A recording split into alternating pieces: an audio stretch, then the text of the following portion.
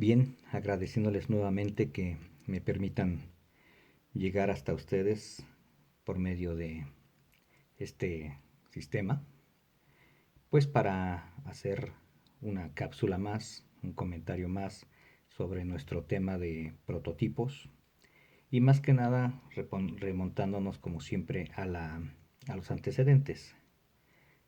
Les he platicado siempre que debemos de partir siempre de algún antecedente, es decir, todo lo que tiene que ver hoy en día, todo lo que usamos, todo lo que necesitamos para nuestra vida diaria, pues tuvo un origen. Y es por eso que no debemos de saltarnos la historia, los antecedentes o el origen de cualquier cosa o de cualquier situación. En este caso, pues el automóvil tiene una historia muy vasta, ya podríamos hablar cerca de 150 años de existencia y de constante evolución. Evolución que nos ha permitido que a la fecha tengamos vehículos cómodos, rápidos, que sean sofisticados, que nos den muchas prestaciones, pero pues todo esto se debe, como lo hemos platicado, pues básicamente a la creación de prototipos. Los automóviles que nosotros conducimos hoy en día pues son el resultado de muchos prototipos que se han dado a lo largo de la historia del automóvil.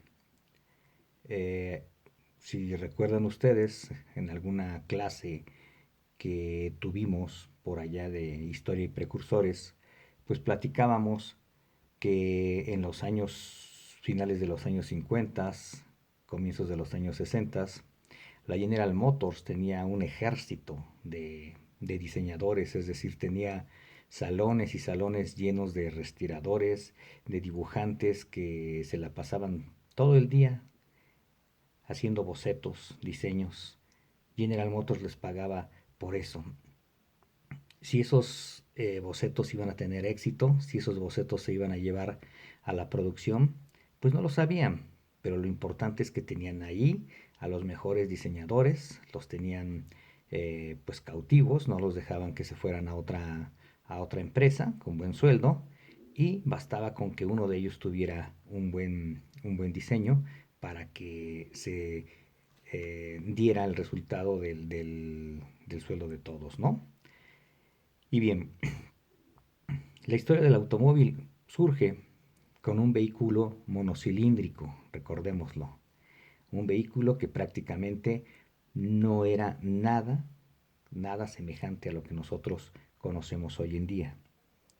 Un chasis en una primera instancia de madera, después se recurrió a adaptar los chasis de las primeras bicicletas colocándoles el motor de ciclo Otto que por ahí el señor Benz ya tenía más o menos desarrollado y que pues de una forma incómoda se manejaban estos vehículos, ¿no? Para nada teníamos un toldo, un techo, ni cristales, ni toda la comodidad que conocemos hoy en día. Estos vehículos, pues aparte de ser tan básicos, no dejaban de ser caros. Y no dejaban de ser caros porque, pues porque se construían a mano. Totalmente su hechura era de forma artesanal. Por ahí, como les comentaba, había quien hacía el chasis y otros pues adaptaban toda la mecánica, una dirección, el motor, etcétera. Y por allá otro artesano pues se encargaba de hacer los asientos y los pequeños aditamentos que le daban confort a estos vehículos. Vehículos todavía sin suspensión, vehículos con unas ruedas de madera y después ya pasamos al caucho, pero vehículos extremadamente, pues sí lo podríamos decir, primitivos. Bien, esto pues me está sirviendo de introducción para dejarles un trabajo de investigación acerca de una herramienta que muchos desconocemos, una herramienta que durante muchos años fue muy famosa, fue muy conocida y que ha sido prácticamente la madre de muchos de los prototipos y de los diseños de nuestros automóviles. Me refiero a la rueda inglesa. La rueda inglesa, una herramienta, una máquina, por así decirlo, que fue la que nos sirvió para carrozar los primeros vehículos. Es decir, para pasar de estos vehículos un tanto primitivos que les estoy hablando a vehículos pues ya con pues la carrocería, el envolvente que nos daba ya más seguridad, que nos aislaba de las inclemencias del tiempo, el viento, etcétera. Es decir, que nos daban seguridad.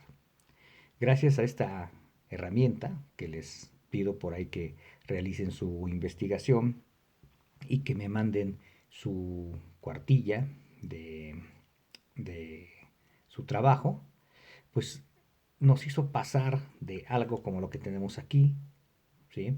Un vehículo que si nosotros vemos eran totalmente cuadrados en su hechura, ¿sí? Un vehículo de estos, al avanzar, pues prácticamente todo el aire que encontraba al frente chocaba, ¿sí? Chocaba y le servía de obstáculo.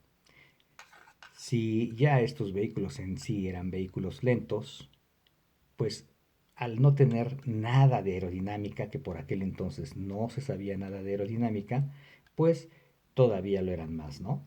Pero si vemos, encontramos una forma muy cuadrada, ¿sí? Muy cuadrada, pero ya empezamos a encontrar curvas, ¿sí? En el caso de los salpicaderos, la protección que tenemos en las ruedas y que cabe mencionarlo que estos salpicaderos o salpicaderas, como les quieran ustedes decir, se convirtieron en de las primeras reglamentaciones que hubo para los vehículos. ¿Por qué? Porque en primera instancia, pues los vehículos circulaban, los primeros vehículos circulaban y pues salpicaban lodo, agua, etcétera. Entonces, esta es una de las primeras legislaciones que se llevaron a cabo. Pero como les comento, ya comenzábamos a ver curvas en estos vehículos. Bueno, pues estas curvas que ustedes alcanzan a ver en la carrocería de estos vehículos, bueno, se comenzaron a fabricar por medio de la rueda inglesa. Es muy importante conocer de esta rueda inglesa. ¿Actualmente se usa?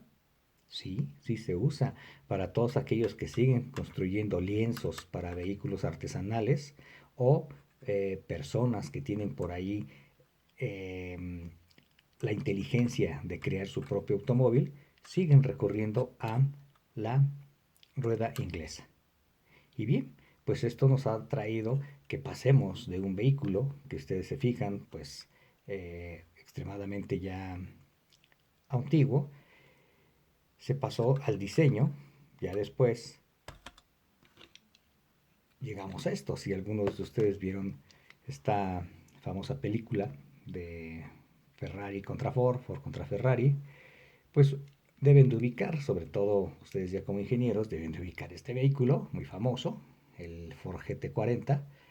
Y este Ford GT40, que ya está lleno totalmente de curvas en su carrocería, en su diseño, se comenta por ahí que fue el primer vehículo que se desarrolló por medio de un programa de computadora.